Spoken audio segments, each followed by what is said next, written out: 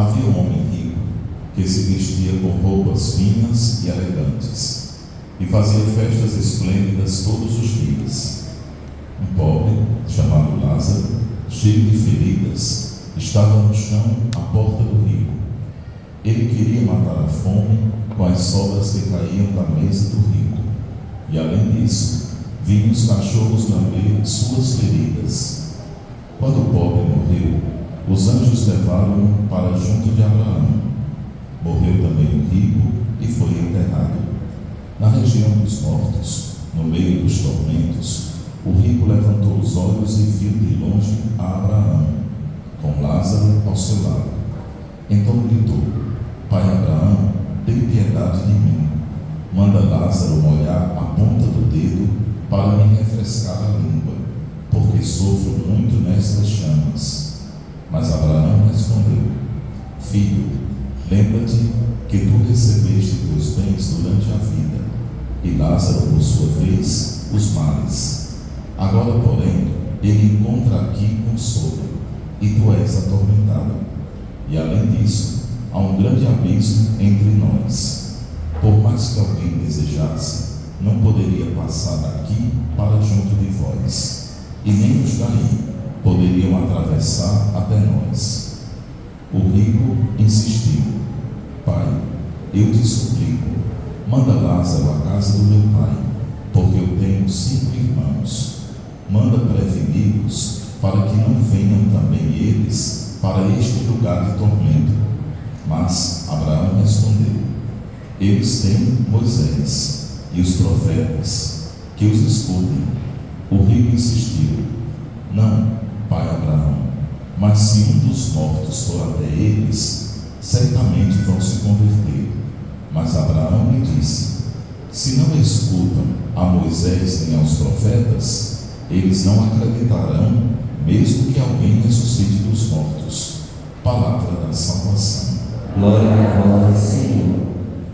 Caríssimos devotos de São Domingos Santo, a insistência do rico diante de Abraão, a insistência da humanidade diante de Deus. E Abraão conclui a frase dizendo: mesmo que alguém ressuscite, eles não acreditarão. De fato, será que nós hoje cremos que Jesus ressuscitou? Será que nós acreditamos piamente que Deus enviou seu Filho, ele veio ao mundo, foi injustiçado, atraído às armadilhas humanas, foi julgado, condenado e morreu? De certo que ressuscitou. Será que nós acreditamos? É justamente o que a leitura nos convida a refletir. Se nós não cremos na palavra que foi nos dada, o que é que nós esperamos hoje para que o mundo se transforme melhor? Será que nós esperamos que do céu venham raios, trovões e modifiquem a nossa atitude? Será que é preciso o sofrimento para que a gente entenda o caminho para o céu? A ressurreição de Cristo é lógico que aconteceu, é claro que se deu, porque Deus derramou neste mundo seu Filho para libertar a criação que Ele mesmo, Deus, havia criado. Por causa da desobediência humana, a humanidade caiu no pecado, e Deus enviou seu próprio Filho para ensinar à humanidade o caminho do céu. Mas mesmo assim, as provas das multidões que viram Jesus, que ouviram ao Senhor, nos parece que o nosso testemunho não nos atrai para a ressurreição de Cristo. Parece que ainda estamos como o jovem rico, esperando chegar o tormento para suplicar: Senhor, tem piedade de mim. O jovem rico, ele tinha tudo para mudar de vida. Ele recebeu a herança neste mundo porque ele fez Lázaro sofrer. Através das posses materiais que o jovem possuía, ele não partilhou com Lázaro, ele não dividiu com Lázaro. E Lázaro passava fome, necessidade à sua porta. mas ele era incapaz de reconhecer o sofrimento de Lázaro. O que nos prejudica hoje é a mesma indiferença que nós temos com os seres humanos. Nós somos indiferentes a Deus. Nós suplicamos a Deus que Ele venha em nosso auxílio, mas não completamos o nosso auxílio diante da missão de Deus, vivida por Jesus Cristo. Então, se nós somos ingratos e permanecemos indiferentes ao amor, o que é que nos sobra? O ódio. E através do ódio, os seus valores: arrogância, mentira, maldade, orgulho, violência. Tudo isso que nós estamos vendo no mundo é a ausência de Deus em nós e a presença do ódio sendo manifestada a cada dia. Mesmo hoje, se algum dos mortos ressuscitar, nós também não acreditaremos, porque talvez viveremos como um teatro. Acharemos bonito, e achamos bonito quando alguém pratica o bem, quando alguém mergulha no rio e salva um cachorro. A gente vai lá no Instagram, faz um comentário tão bonito. Alguém que pega sua fortuna, distribui para os pobres. Aí a gente vai lá, faz um comentário tão bonito. Alguém que ajuda os pobres a cada dia, alguém que serve, que visita nos hospitais. A gente acha a coisa mais linda, mas nós não nos envolvemos nestas situações. Ficamos em camarotes, vendo a caridade, a solidariedade serem manifestadas por outras pessoas. Será que não está na hora da gente olhar para nós mesmos e perceber que o mal que nós praticamos, ele está se voltando contra nós mesmos? Será que nós não precisamos praticar o amor para que esse amor plantado hoje seja colhido amanhã pelas novas gerações que virão? A nossa geração está doente, está amedrontada pelo ódio.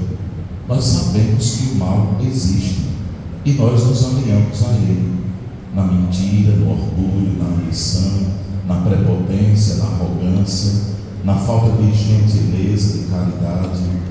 O que a leitura do Evangelho nos convida é a gente entender que existe uma parte grande da humanidade que é rica em valores deste mundo, e que existe uma outra parcela de seres humanos que são empobrecidos, como Lázaro. São aqueles que praticam bem, são aqueles que estendem a mão, são aqueles que socorrem os aflitos. Aí a gente automaticamente entra nas bem-aventuranças de Cristo. Bem-aventurados os pobres, porque deles é o reino dos céus. O pobre não é aquele que nada possui. O pobre é aquele que possui os bens materiais, mas que não permite que os bens materiais sejam maiores do que o amor por Deus, o amor pelos seres humanos, a compaixão, a solidariedade e a fraternidade. O jovem rico experimenta o tormento por toda a vida, porque nesta vida ele recebeu a herança dele. Não tem mais o que esperar a herança do céu. Não tem mais o que esperar o que Jesus nos prometeu, porque nesta vida ele foi arrogante, foi mesquinho, humilhou, se desfez da dignidade humana e elevou o patamar, onde ele estava na altura e Lázaro estava cá embaixo. Quem somos nós? O que é que nós estamos construindo na nossa vida para que o amor de Deus não nos tenha? O que é que nós estamos fazendo que o amor de Deus não se revela no meio de nós? Então, Abraão continua e diz: mesmo que alguém ressuscite, eles não acreditarão. É justamente esta geração que não crê em Jesus Cristo. Crer é testemunhar, crer é atitude de amor, é a fé que nos une à palavra, a Eucaristia e nos convida à missão. Na primeira leitura que ouvimos, da profecia de Amós, é uma continuação da leitura de domingo passado. Amós, do século VIII, ele está reivindicando que os ricos olhem pelos pobres, porque estão morrendo, passando fome, estão vivendo dias difíceis, porque o que eles constroem é somente para os ricos. Aí a gente entra numa questão tão delicada entre nós. Quando o governo estabeleceu que as empregadas domésticas, elas tinham o mesmo direito de carteira assinada, de horário de trabalho e os direitos trabalhistas, foi uma revolução no Brasil, porque muita gente se indignou em pagar um salário para aquela que trabalha durante 30 dias, mais de 8 horas, numa casa de família que atende mais de 4 pessoas. Engraçado que se nós estivermos no lugar dela, nós não faríamos o que elas fazem. É preciso a gente lutar por direitos iguais. O trabalhador é digno do seu salário, mas a dignidade do trabalhador nasce de Deus, de uma visão cristã, de uma visão solidária, que entende que aquele trabalho merece ser remunerado e também assegurado nos direitos da Constituição. Há pessoas que não assinam carteira, mas escravizam os seres humanos. Vêm à missa, comungam, rezam, mas não praticam a caridade. É como São Paulo diz: do que nos vale dividir toda a nossa fortuna, todo o nosso dinheiro, para querer ganhar o reino dos céus, se não praticamos a caridade? A caridade se manifesta também nessa preposição. É preciso a gente saber valer a vida e o trabalho dos outros. Nós temos trabalhadores autônomos, trabalhadores que são de carteira assinada e que sofrem a mesma manifestação. Aí a Amós está chamando a atenção para isso, para que os pobres sejam valorizados dentro daquilo que eles praticam, que é o trabalho. O trabalho não deve ser injusto, o trabalho deve ser justo para que mereça o pão de cada dia. Na segunda leitura da carta de São Paulo a Timóteo, São Paulo diz assim a Timóteo: tu és um homem de Deus, foge das coisas perversas. São Paulo diz que Timóteo é um homem de Deus. Timóteo conheceu São Paulo na segunda viagem que fez a Listra, e São Paulo, vendo o coração de Timóteo, começou a evangelizar Timóteo pelo próprio testemunho de São Paulo, e Timóteo ficou encantado. Timóteo era um homem rico, que possuía posses, escravos e tinha muito tesouro, mas o maior tesouro de Timóteo foi ter conhecido Jesus Cristo através de São Paulo. São Paulo foi instrumento de salvação na vida de Timóteo. Aí São Paulo diz: tu és um homem de Deus. Aí a pergunta que a leitura nos faz: será que a pessoa que está sentada do seu lado, ela é de Deus? Você conhece tão bem essa pessoa? Você sabe o nome dela, você convive com ela, você partilha com ela partes de sua vida. Ela é de Deus? E você que está pensando se ela é de Deus, você também é de Deus? Aí a gente pega essa micro comparação e se estende à família. Será que a nossa família é de Deus? A gente observando cada membro da casa de nossa família, será que nossa família pertence a Deus? Com os valores que tem, com o testemunho que se dá, com as palavras que são proferidas cada dia? Será que a nossa família pertence a Deus? Aí a gente sai da família e parte para um grau maior. Será que a nossa casa, a igreja, é de Deus? A igreja somos nós, não são as paredes nem o telhado. A igreja somos nós, porque se nós não existirmos, de nada adianta parede, telhado e manifestações de beleza. Será que nossa igreja é de Deus?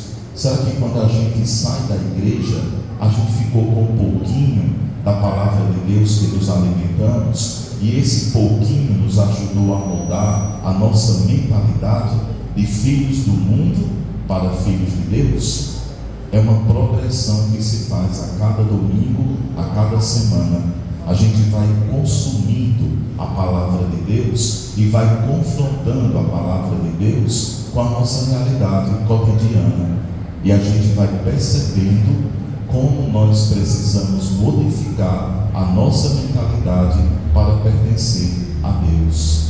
Aí São Paulo diz assim: Timóteo, tu és um homem de Deus, se afaste das coisas perversas. Será que nós estamos cumprindo esse conselho de São Paulo? Quando ouvimos a perversidade, será que nos afastamos dela ou nos aliamos a ela? A mentira, a fofoca, o egoísmo, a arrogância, humilhação. Será que quando alguém nos chega para falar mal de alguém, a gente é de Deus e diz: epa, vai dizer a pessoa que precisa que eu não quero ouvir? Ou a gente estende o ouvido e diz: repita que eu não ouvi? Qual é a nossa atitude? É pertencer a Deus ou alimentar o ódio que cresce a cada dia? Nós sabemos o que é o bem e o que é o mal, mas não queremos o mal, mas praticamos o mal. É igual uma situação em que uma pessoa que vende droga, ela vende droga, se sustenta da droga, mata várias pessoas, leva vários seres humanos à degradação humana, e essa pessoa se esquece que a droga que ela vende, ela vai ser usada contra a sua própria família. De repente saiu, um drogado veio e matou a pessoa que era família daquele que vendia droga. O mal se voltou para o mal. Precisamos eliminar o mal. Eu dei esse exemplo, mas existem tantos outros. De mentira. Quem é que gosta de ver seu nome dentro de uma fofoca? Ninguém gosta. Quem é que gosta de ser zombado? Ninguém gosta, mas a gente zomba. Então o amor, ele vai perdendo espaço entre nós, e o ódio vai se proliferando dentro das suas facetas. A gente pensa que o ódio é uma coisa tão grandiosa, mas o ódio se apresenta em coisas pequeninas que vão se fortalecendo no meio de nós. Aí a gente pode afirmar: essa sociedade, essa geração, ela está sendo consumida pelos valores das trevas, porque não revela o valor da luz, que é Jesus. Então a gente precisa começar dentro de nós a modificar a mentalidade, o pensamento, as atitudes, as palavras, os gestos. Quando a gente chegar em casa, a família vai estar também modificada, e aí vamos modificando quem está pertinho de nós. Nós moramos em lugares distantes, separados uns dos outros. Se nós pensássemos que cada semente dessa pode se produzir um bom fruto, como nós teríamos uma mentalidade diferente? Como nós daríamos testemunho da palavra de Deus aonde estamos?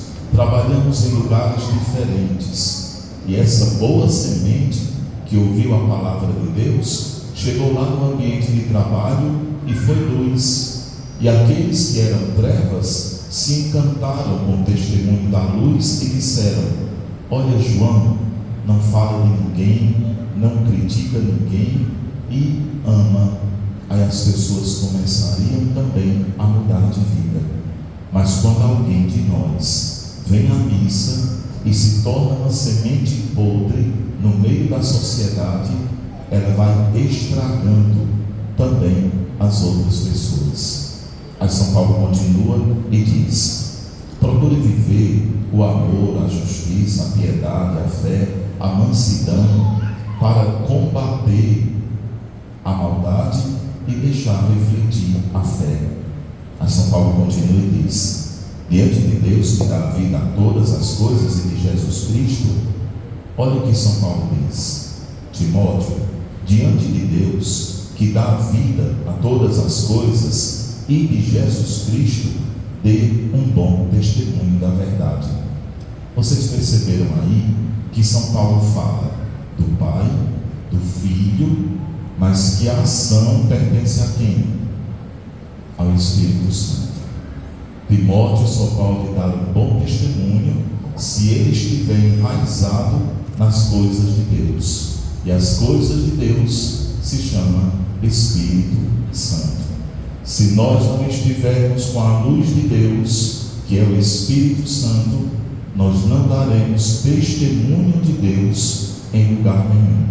Aí São Paulo vai continuando na carta, aí diz: Ele, Deus, é o único que habita numa luz inacessível, mas através de Jesus Cristo nós conhecemos as ações de Deus, e através do Espírito Santo nós podemos viver a ação de Deus. Veja como é bonita a carta de São Paulo a Timóteo. Através de Jesus nós conhecemos a Deus, e através de Jesus, o Espírito Santo, nós conhecemos e vivemos as ações de Jesus. Portanto, caríssimos irmãos, façamos que o nosso domingo seja de Deus, para que a nossa vida durante a semana pertença a Deus. Não sejamos católicos mesquinhos, que estamos na missa e ao sair da missa colocamos a roupa do mundo. Pelo contrário, vistamos a roupa do mundo aqui, para que ao sairmos estejamos com a roupa dos céus, a roupa da luz, a roupa que ilumina todos aqueles que nos encontrarem. Louvado seja nosso Senhor Jesus Cristo.